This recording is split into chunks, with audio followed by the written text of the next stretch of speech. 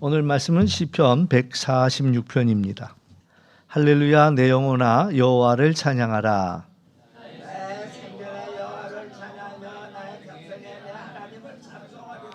귀인들을 의지하지 말며 도울 힘이 없는 인생도 의지하지 말지니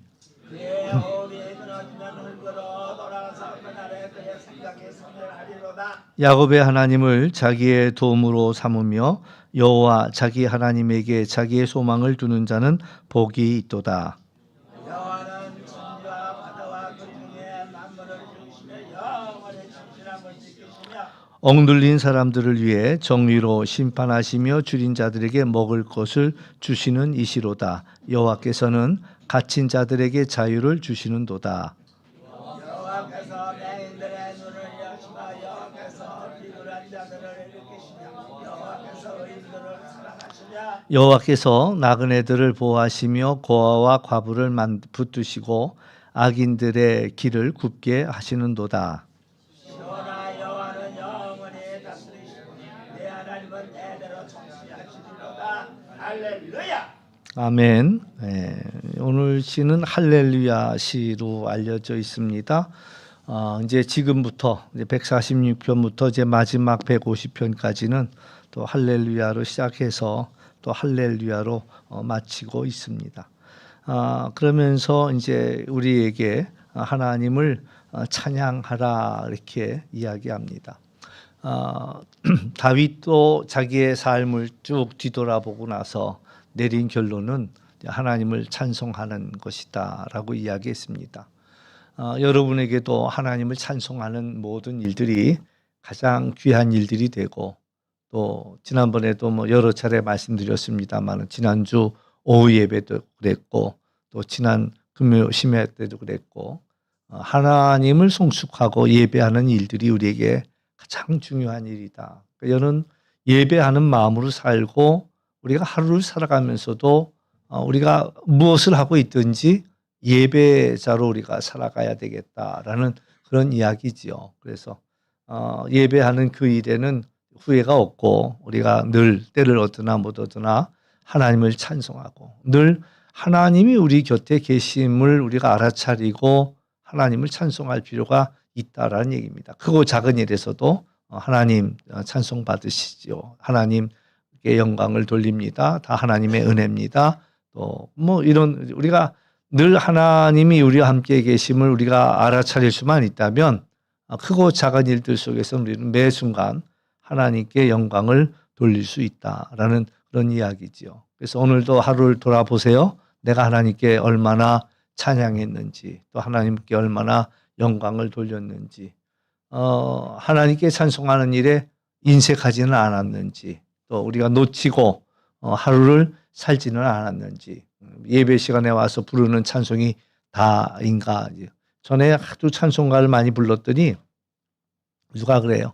언제 예배 드리려고 이렇게 찬송만 부르고 있냐 이런 얘기.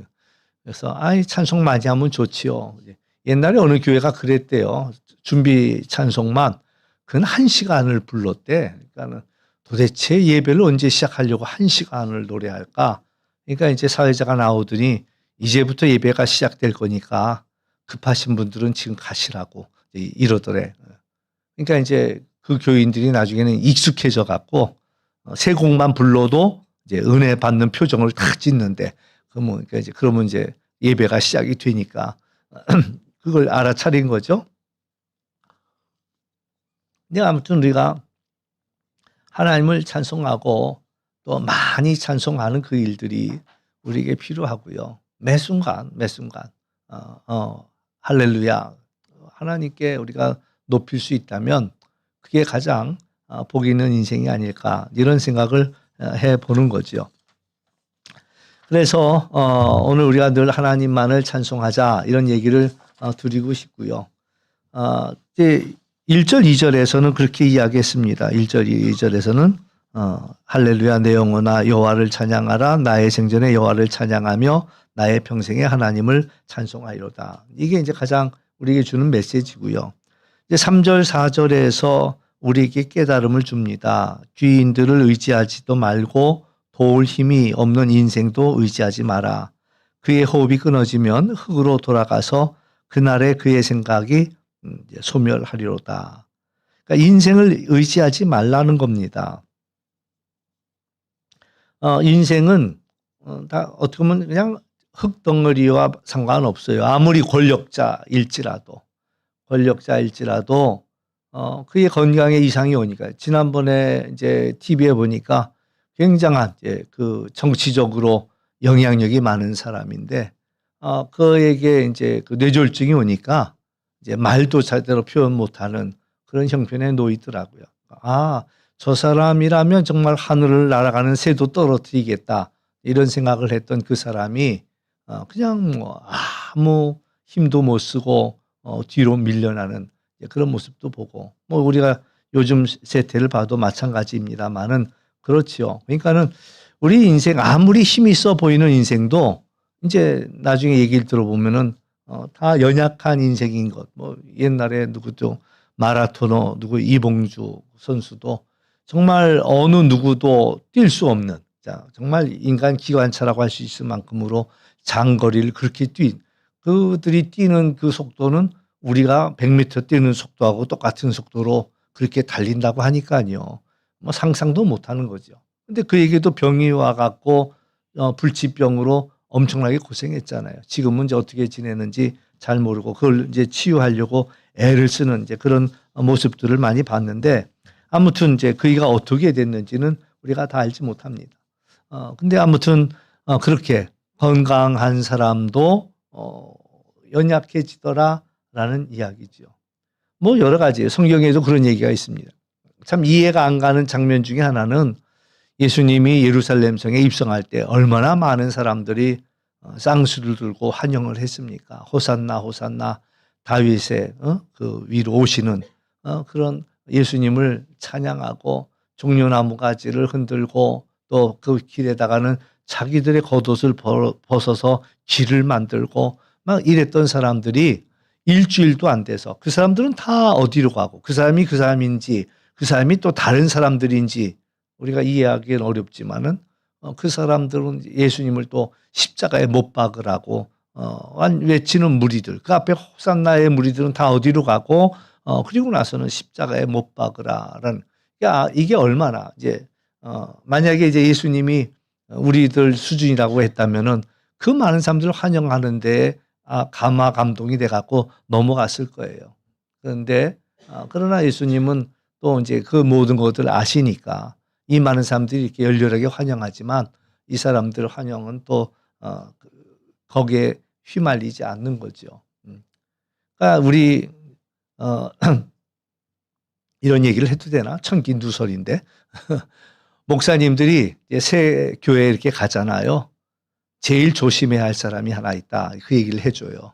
누굴 제일 조심해야 되느냐? 제일 먼저 와서 가방 들어주는 사람. 이 사람을 조심해라. 이게 이제 우리 목사님들에게 있는 하나의 뭐 그걸 뭐라 그래? 불문율 같은 그런 것들이에요. 근데 그 목사님들에게 해당되는 얘기만이 아니라 모든 인간관계 속에서 내가 어느 자리에 갔을 때 나를 가장 제일 먼저 나를 환영해 주는 그 사람이 사실은 매우 조심스러운 사람이다라는 것을 우리는 알았어요. 그러니까 인간 성향으로 놓고 본다면 그 사람은 어쩌면 열린 마음을 가졌습니다. 그러니까 새로운 것에 대해서 아주 민첩하게 움직이는 사람이에요. 그러니까 악의를 갖고 그 사람에게 제일 먼저 다가온 것은 아니에요. 그러나 그만큼 쉽게 새로운 것들에 대해서 열려있고 개방적인 사람은 또 쉽게 마음도 상하고 다치기도 하고 이런 문제가 있다 보니까 이제 제일 먼저 뒤돌아설 확률도 그이는 제일 먼저 다가올 확률도 크고 제일 먼저. 그러니까 우리 모든 인간관계 속에서 그렇다 뭐 이런 이야기가 될 수 있겠고요. 또 우리가 가장 믿을 만한 사람이 누구겠어요?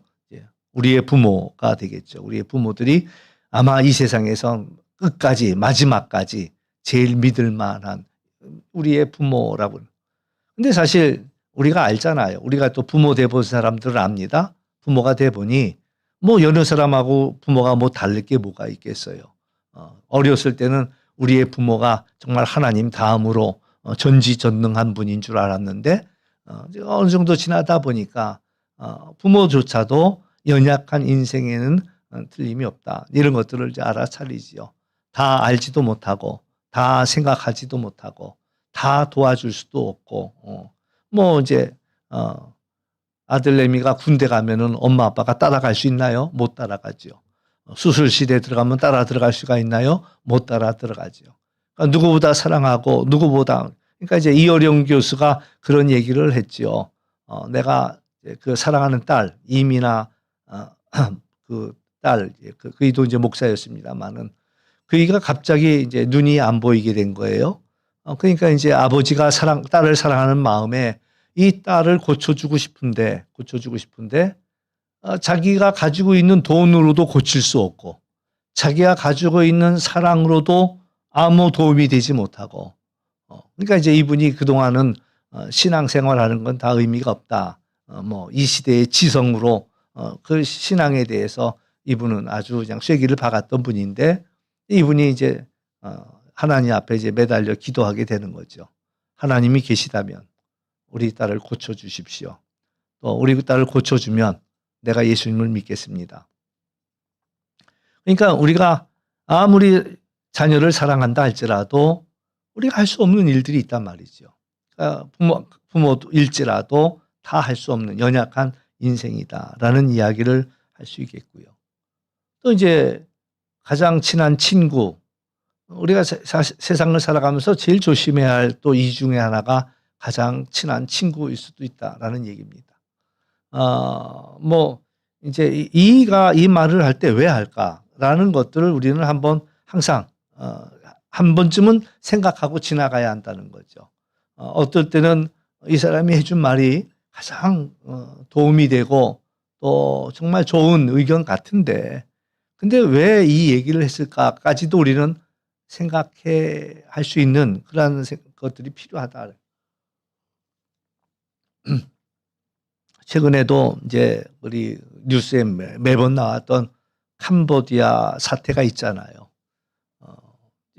젊은이들이 돈을 못 버니까 돈을 쉽게 벌 수 있다라는 유혹에 이제 캄보디아로 쫓아가서 자기의 여권도 내주고 자기의 통장도 만들어 넘겨주고 몇 푼 받고 그리고 매여서 보이스 피싱하고 그러니까 이제 또 다른 사람 데려와라. 그러니까 자기가 살려고 하니까 아는 사람 불러들여야 되잖아요. 아는 사람 누굴 불러들이겠어요? 친한 사람들을 불러들이는 거야. 모르는 사람들은 뭐 자기 말에 꼼짝도 안 하니까. 근데 그이가 어떤 생각으로 그랬겠습니까? 내 친구를 어려움에 빠쳐야지. 이 생각 아니에요. 그 생각할 여력도 없습니다. 내가 살아야 되겠다라는 얘기는. 내가 살아야 되니까 내가 살기 위해서는 누구라도 올 수 있는 사람 데리고 와야 된다. 이제 이러니까 가장 가까운 사람들로부터 다 불러들이지요.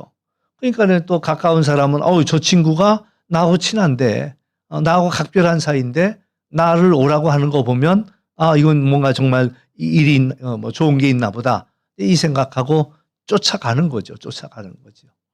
근데 사실 상대방이 한 이야기는 자기가 살려고 한 이야기거든요.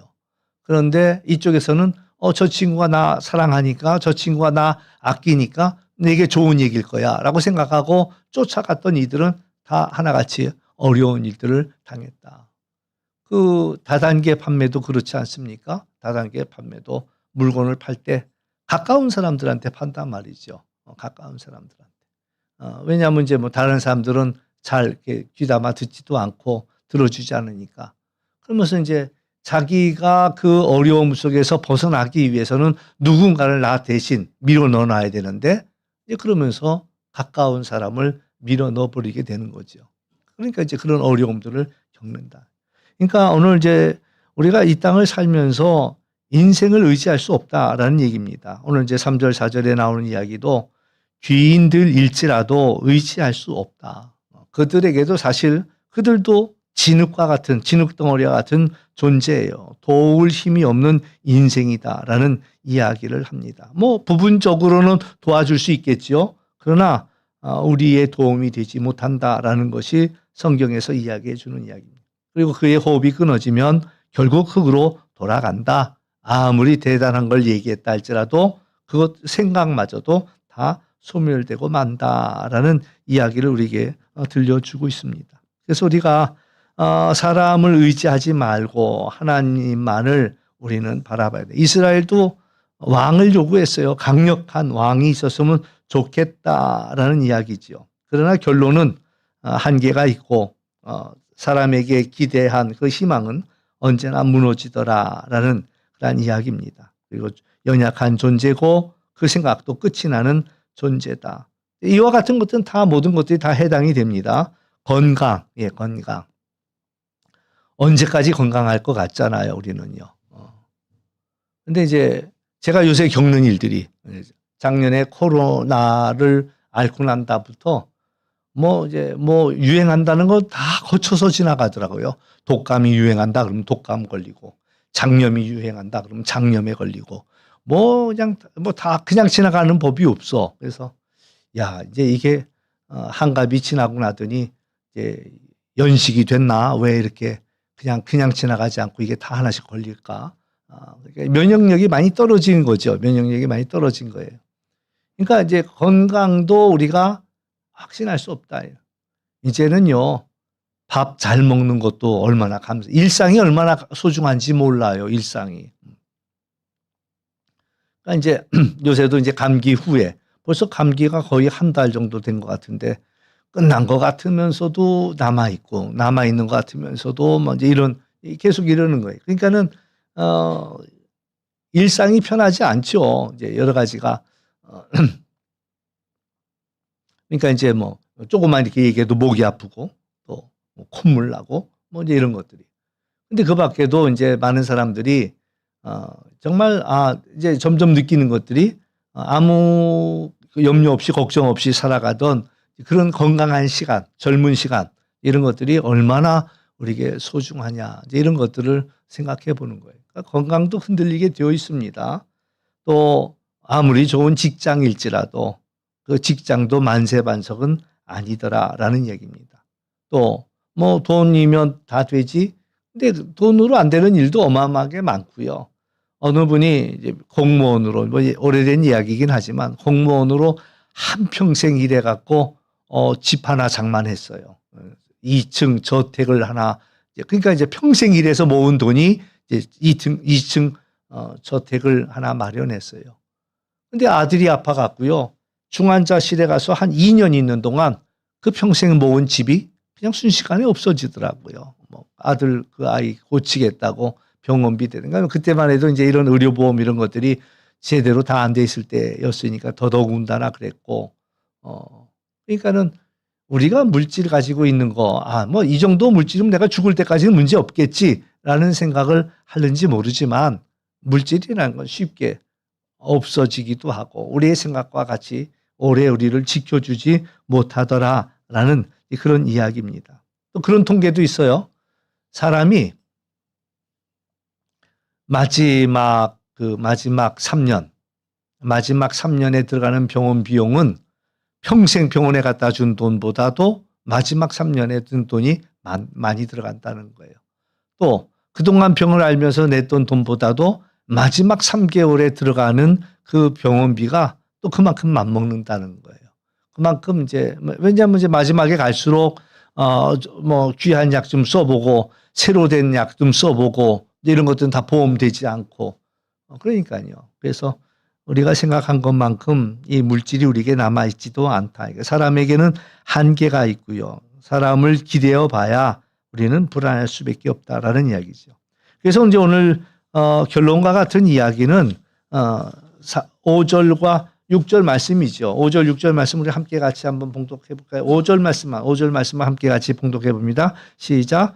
야곱의 하나님을 자기의 도움으로 삼으며 여호와 자기 하나님에게 자기의 소망을 두는 자는 복이 있도다. 아멘. 어떤 사람들은 무슨 하나님께 소망을 두냐. 차라리 내 주먹을 믿어라. 어떤 이들이 그래 큰 소리 쳐요. 근데요, 아무리 큰 소리 쳐도요, 건강할 때 그런 소리지 자기도 아프고 나면은 그 이야기가 얼마나 의미 없는 얘기인가라는 걸 압니다. 참 사람이란 존재가 얼마나 연약한 줄 아세요? 의사 선생님이 말하는 한마디에 그 한마디에 갑자기 설사도 나요. 의사가 암수리 안 해. 그냥 고개만 갸우뚱해. 그러면 그 순간에 벌써 예민한 사람들은 그 교회 고개를 갸우뚱하는 그 순간에 설사가 난다는 거예요.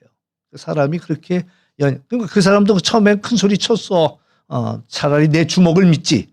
차라리 내 건강을 믿지. 이렇게 전도 아무리 해도 들은 척도 안 했네.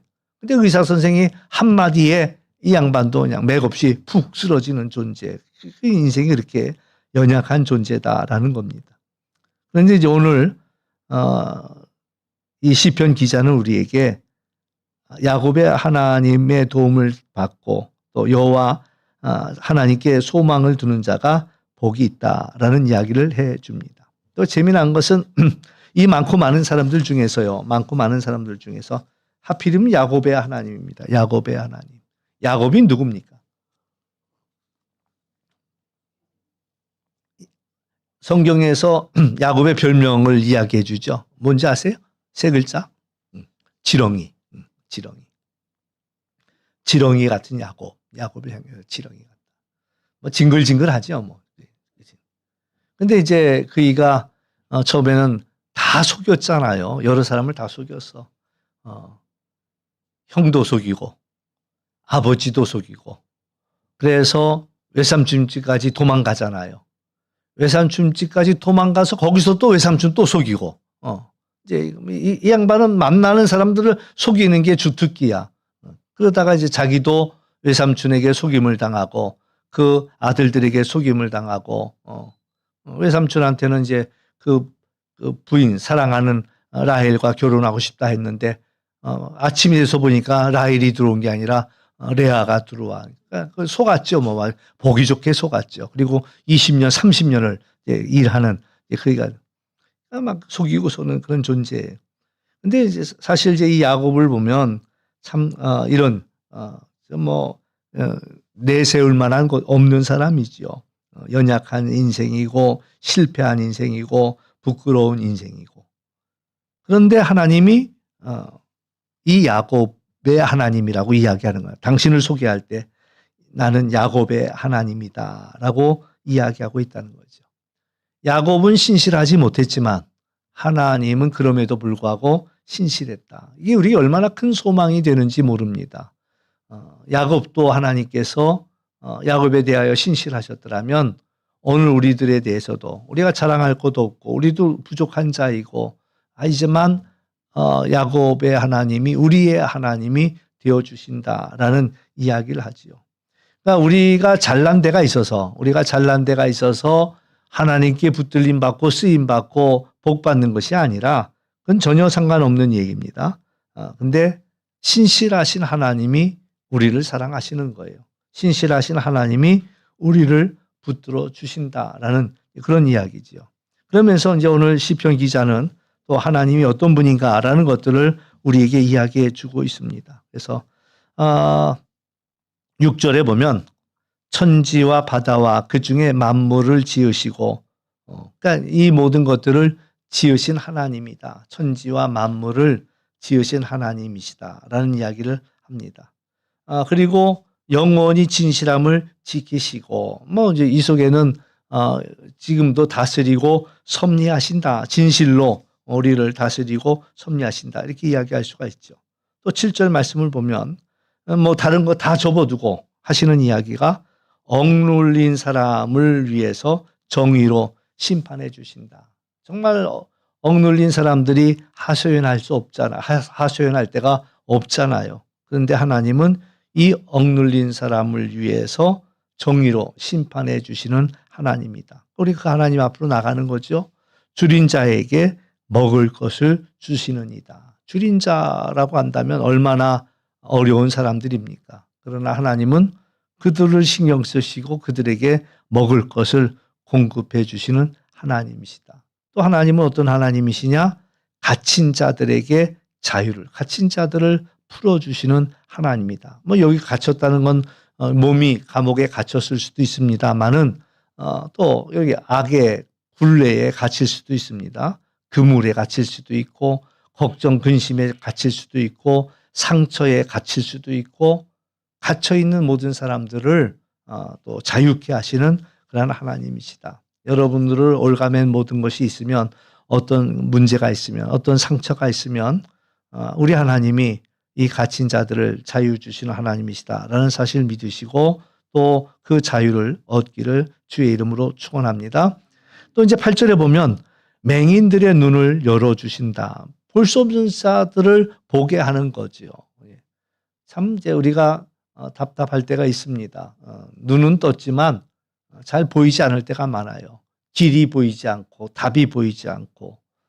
그런데 하나님께서는 이 맹인들의 눈을 뜨게도 하실 뿐만 아니라 우리 인생 보지 못하는 것들을 보도록 우리의 눈을 열어주신다. 우리가 기도할 때 그런 기도할 필요가 있는 거죠. 하나님 어떻게 할까요? 앞이 보이지 않습니다. 우리가 기도할 때 하나님께서 우리를 이끌어 달라.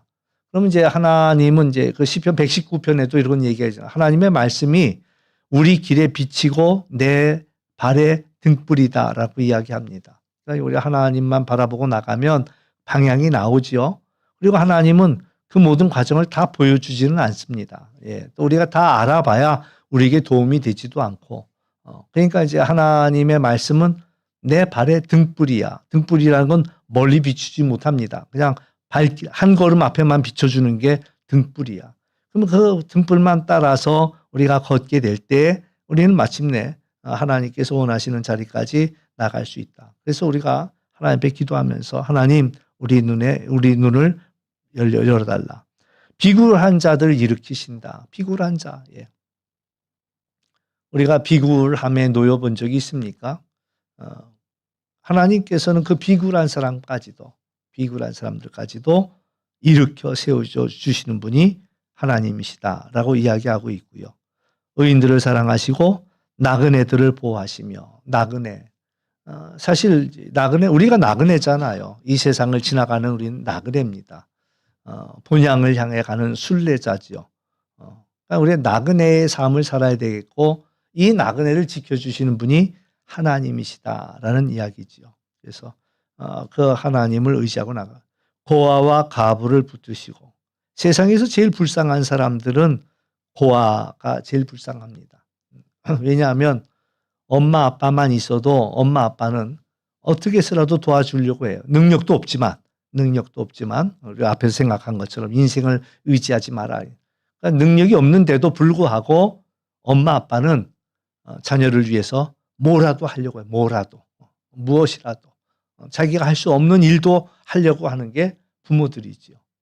그러니까 그런 부모가 없는 거예요. 고아는 그런 부모가 없는 거야. 나를 위해서 수고해 줄 그 엄마 아빠가 없단 말이죠. 어떤 친구는 그렇게 얘기하더라고요. 고3이 됐는데 친구 엄마 보니까 자기 친구를 위해서 새벽마다 가서 기도해. 우리 아들내미가 딸내미가 이번에 제발 대학교 갈 수 있게 해달라고 새벽마다 가서 기도해. 그러니까 가만히 보니까 아니 우리 친구 엄마는 저렇게 기도하는데 우리 엄마는 잠만 퍼질러 자네. 그러니까 엄마 옆구리 가다 콕 찔르면서 엄마도 기도 좀 한번 해봐. 기도 좀 해봐. 참 우리가 그 부모들은 뭐 사실 이제 아이들이 뭐 먹고 싶다 그러면은 당장 사줄 능력이 없어서 못 살 수도 있지만은 늘 마음속에 두지요. 내가 기회만 되면 내가 꼭 사줄 거야. 맛있는 거 사줄 거야. 전에도 어떤 어려운 분 너무나 어려워가지고 한 달 생활이 안 된다 그래요. 그런데도 병원에 입원했어. 병원비도 없어. 그래서 이제 교회에서 얼마를 이제 마련해 갖고 가서 뭐 많지 않은 돈이지만 입원비 보태시라 하고 전달했는데 나중에 들린 얘기는 그걸로 딸 핸드폰 사줬대. 당신 병원비 하라고 갖다 줬더니 딸내미가 아빠 나도 핸드폰 갖고 싶어. 그 철딱선이 없는 거죠. 아빠는 병원에 입원해서 입원비 낼 돈도 없는데 아빠한테 가서 아빠 나 핸드폰 갖고 싶어. 그러니까 이 아버지가 병원비 보태라고 갖다 준 그 돈을 갖고 딸내미 핸드폰 사줬대. 처음에는 막 내가 화가 나더라고. 아니 병원비 하라고 갖다 줬더니 그걸 왜 핸드폰 하냐 말이지. 막 화가 나는 거야. 근데 가만히 생각하니까 그게 아빠 마음이야. 아빠 마음. 뭐 병원비야 또 어떻게라도 해결해야 되겠지만 당장 딸내미가 갖고 싶다니까 이거 실제 있는 일들이에요. 근데 뭐 그 일만 있겠습니까? 또 여기에 앉아 계신 분들은 또 안 그랬겠어요? 아이들이 뭐 원한다 그러면은 뭐라도 어떻게 해주고 싶은 게 부모예요. 그런 부모가 없는 그런 부모가 없는 이 고아가 얼마나 불쌍하냐 말이죠. 과부는 더 그래요. 과부는 지켜줄 사람이 없는 사람이 과부고요. 오늘날도 뭐 마찬가지지만 옛날엔 더 했거든요. 아무 저기가 없는 이 사람은 이 사회 속에서 정말 살아남기가 어려운 그런 상황. 그래서 하나님은 누구보다 눈여겨보시는 분이 이제 눈여겨보는 사람이 이 고아와 과부였다라는 이야기죠. 그래서 이 하나님은 고아와 과부를 붙들어 주시고 또 악인의 길은 굽게 하시는 분이시다라는 이야기를 우리에게 들려주고 있습니다. 그래서 오늘 얘기는 명확합니다. 하나님을 우리는 날마다 찬송해야 되겠다. 여러분 어떻습니까? 여러분이 어려운 일 만나면 무엇이 제일 먼저 생각나나요? 적지 않은 사람들이 돈만 있으면 이 문제 해결할 텐데 이런 생각하지만 참 어리석은 사람들입니다. 하나님을 우리가 의지해야 되겠다라는 그런 이야기고요. 하나님은 너무나도 감사한 게 오늘 본문에도 쭉 나와 있지만 약한 자들의 하나님이시다라고 이야기할 수가 있습니다. 그래서 억눌린 자, 갇힌 자, 눈먼 자, 눌린 자, 나그네, 고아, 과부 세상에서 가장 연약한 사람들이지요. 그러나 하나님이 그들을 돌보아 주신다라는 이야기입니다. 우리들도 부족할 때, 연약할 때 그때가 하나님이 가장 가까이 있는 순간이라는 사실들이고요. 우리가 그 하나님을 찬양하는 겁니다. 하나님을 찬양할 때는 지난주에도 그런 말씀을 나눴습니다만은 기쁠 때만 찬양하는 것이 아니라 슬플 때도 찬양하는 것이고요. 또 우리가 하나님을 찬양할 때 즐거울 때만 찬양하는 것이 아니라 또 괴로운 순간에도 우리는 하나님을 찬양해야 한다. 그래서 우리 환경으로 인하여서 내 좋은 환경 때문에 하나님을 찬양하는 것이 아니라 누가 찬양하냐? 하나님을 믿는 마음이 있는 사람들이 어떤 환경 속에서도 찬송한다. 바울과 실라가 감옥에 갇혔지만 매를 맞고 착고에 그 발이 묶였지만 고통스럽고 아프지만 찬송하는 거예요. 물론 그이도 우리와 똑같은 사람이라서 찬송이 처음부터 나왔겠습니까? 근데 찬송하다 보니까 아픔도 잊어버리게 되는 것이고 아픔도 나중에는 감사가 되는 거예요. 통증이 감사가 되는 거예요. 우리 사람이란 존재가 참 재미납니다. 나를 자기를 어떻게 인식하느냐. 우리는 자기를 인식하지를 못하죠. 근데 어떻게 자기를 인식하냐면 남과 비교하면서 자기를 인식합니다. 나의 존재를 느끼기 위해서도 예를 들어 이걸 만질 때 나를 느끼는 거예요. 만질 때. 책상을 느끼지만 책상 속에 책상이 만져지면서 내가 살아있구나. 이걸 느끼는 거죠. 어떤 사람과의 관계 속에서 나라는 존재를 느끼는 거죠. 이제 나쁘게 얘기하면 비교하면서 자기를 느끼는 겁니다. 저 사람보다 내가 나. 그러면서 자기를 봐가는 거예요. 아까도 친한 친구 말을 조심하라고 했지만 그 친구도 이 친구를 통해서 자기를 생각하는 거거든요. 자기를 생각. 그래서 우리가 하나님을 이제 이 고통 속에서도 그 아픔 속에서 내가 살아있음을 느끼고 또 하나님께 찬양과 영광을 돌릴 수 있더라라는 그런 이야기입니다. 그래서 우리가 하나님을 찬양해야 되겠다라는 이야기고요. 너무나도 감사한 것은 세상 모든 것들은 다 바뀌고 달라지지만 하나님은 변하지 않는다라는 그런 사실입니다. 그러니까 요새 와서 이제 느끼는 게 여러 번 얘기했지만은 우리는 유한한 존재예요. 시간이 흘러가고 있습니다. 우리에게는 되돌아갈 수 있는 시간도 없고 우리는 시간이 쭉 흘러가고 있어요. 근데 하나님은 영원하신 분이시기 때문에 우리에게 이 엄청난 우리에게 주어진 이 시간들은 하나님에게는 전과도 같은 거거든요. 그때나 이때나 우리가 태어났을 때나 지금이나 우리가 사는 세상은 엄청나게 달라졌잖아요. 핸드폰 하나만 놓고 봐도 얼마나 달라졌습니까? 제가 어린 시절만 해도 동네에 전화기 하나밖에 없던 거예요. 집에 전화기가 어디 있어요? 안집에 그 주인집에 전화기 있으면 그것만 해도 대단한 거예요. 이제 지금은 뭐 이제 소나 개도 다 핸드폰 들고 다니거든요. 전 몰랐는데 제 자동차에도 핸드폰 번호가 있더라고요. 그죠? 요새 핸드폰 번호가 다 있어. 문자가 다 와, 차로. 그래서 때로는 무서워. 현대에서 내가 어디서 뭐 하고 있는지를 다 알아. 나는 내 차가 어디 있는지 모르는데 거기다 물어보면 내 차가 어디 있다고 거기서 다 알려줘. 그 엄청난 거죠. 엄청난. 그러니까 우리가 살고 있는 이 짧은 시간 속에도 엄청난 변화가 일어났고 우리가 죽기 전에까지도 뭐 제가 얼마나 더 살겠어요? 그러나 그 사이에도 일어날 변화는 어마어마한 변화가 남아있다는 거예요. 요새 인공지능이 나오는 바람에 별일들이 다 일어나고 있으니까 죽기 전에 난리가 날 것도 볼 것 같다. 그런 생각이 들 정도로 이만큼. 그래서 우리는 변화무쌍하지만 하나님에게는 우리가 살아온 시간들이 점 하나 같은 시간들이 그때도 하나님 그대로 지금도 하나님은 그대로 변함없이 우리들을 사랑하고 계시고 우리와 함께 하신다. 또 하나 생각해야 될 것은 어떤 일들이 하나 되어질 때 이 하나 되어지는 이 일들에 내가 한 일이 얼마나 될 것 같은 생각이 들어요.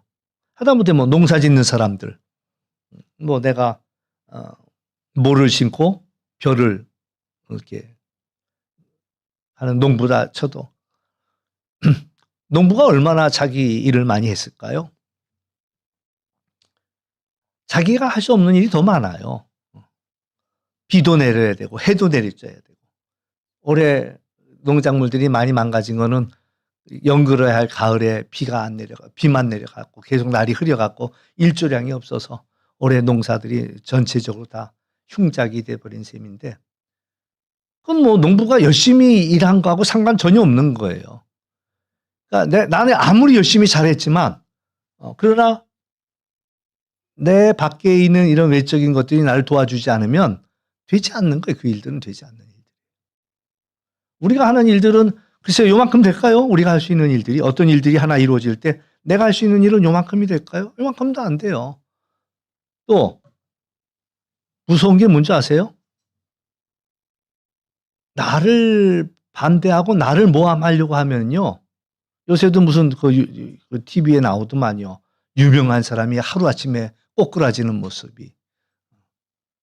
아무리 내가 애를 써갖고 높은 데 올라갔다 할지라도 한두 사람이 그 사람 끄집어 내리는 건 쉬워요. 우리 속담도 있잖아요. 공등탑.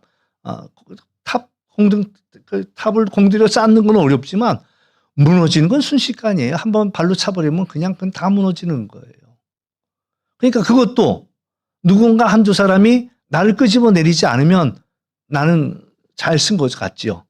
근데 내가 알지 못하는 어떤 사람이 와가지고 그걸 흔들어 버리면 얼마든지 무너질 수 있다는 거예요. 그 말이 사실이든 사실이 아니든 얼마든지 무너뜨릴 수 있다는 거예요. 그러니까 이 엄청난 일 하나 속에서도 내가 할 수 있는 일은 지극히 작은 부분이다. 그러면 반대로 이야기하면 내가 할 수 없는 그 부분들을 하나님이 도와주셔야 된다라는 이야기가 되는 거예요. 하나님이 도와주셔야 하나님이 지켜주시고 하나님이 막아주셔야 그래서 시편 127편인가요? 거기서도 건축자가 아무리 수고해서 집을 짓는다 할지라도 하나님이 지켜주셔야 되고 파수꾼이 밤을 새워 경성한다 할지라도 하나님이 막아주셔야 되고 그래야지만이 그것을 이룰 수 있다라는. 그러므로 오늘 우리가 하나님께 소망을 두는 우리의 연약함과 우리의 부족함을 하나님 앞에 고백하면서 하나님께 소망 두는 그 일들이 얼마나 우리에게 중요하냐라는 이야기죠. 오늘 얘기의 핵심은 그렇습니다. 하나님을 찬양하라라는 이야기고요.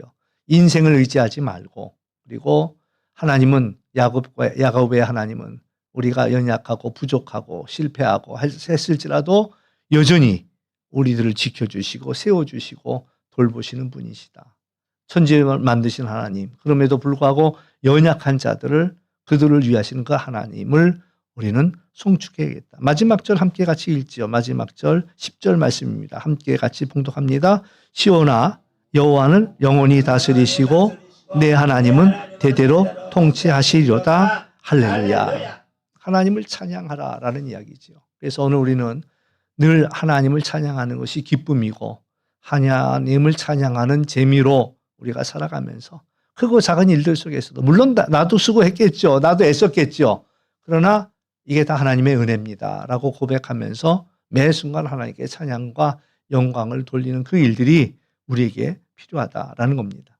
절대 내가 잘나서 내가 능력이 있어서 내가 권세가 있어서 가능했던 일들이 아니라 우리는 부족했고 우리는 연약했지만 그러나 하나님이 그 모든 일들을 온전케 하셔서 합력하셔서 선을 이루셔서 이 일들이 이루어졌다라는 사실을 우리가 겸손히 하나님 앞에 고백하고 그럴 때에 또 하나님 그 영광 받으시는 거죠. 다 하나님의 은혜입니다. 이렇게 된 게 다 하나님의 은혜입니다라고 고백할 때에 하나님이 영광 받으시고 그를 통해서 더 일들을 이루어 가신다라는 사실 기억하면서 우리가 하나님 한 분께 우리의 마음을 깊이 내리고 흔들리지 않는 소망 가운데 살아가는 우리 모두가 될 수 있기를 주의 이름으로 축원합니다.